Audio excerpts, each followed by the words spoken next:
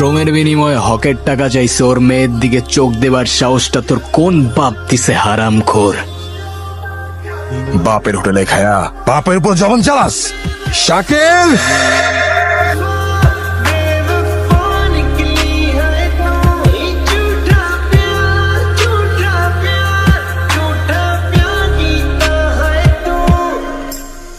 মরলে মরবো ভাই, এত ভয় নিয়ে বাঁচতে চাই না।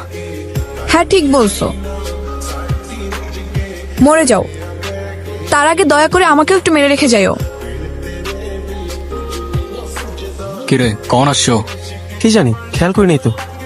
এমনি নাচনে বুড়ি, তার উপরে ঢোলের বাড়ি। এই থাক তোরা। কখন আসছস তুই? যখন থেকে নিজের মরার প্ল্যান করতেছো ঠিক তখন। ওটা কিচ্ছু না। আর তুমি কি বুঝে আমার ভাইয়ের গায়ে হাত তুলতে গেছো? দিন দিন তুমি আর সবকিছু কমপ্লিকেট করে ফেলতেছো হায়দার। ঠিক আছে, এত কিছুই যেহেতু শুনছস, তোর ভাই কি করছে সেটা শুনস নাই? শফিক চাচার মেয়ের গায়ে তোর ভাই। আমার ভাই কি করছে সে ভালো না খারাপ সেটা আমার জানার দরকার নেই, কিন্তু তোমার এটা জানতে হবে সে আমার ভাই। তার গায়ে হাত দিলে সে আর যাই হোক তার বোনের সঙ্গে তোমার বিয়েটা অ্যাটলিস্ট দিবে না। দোষ আসলে তোমার না, দোষ আমার কপালের। মরে গেলে বুঝবা।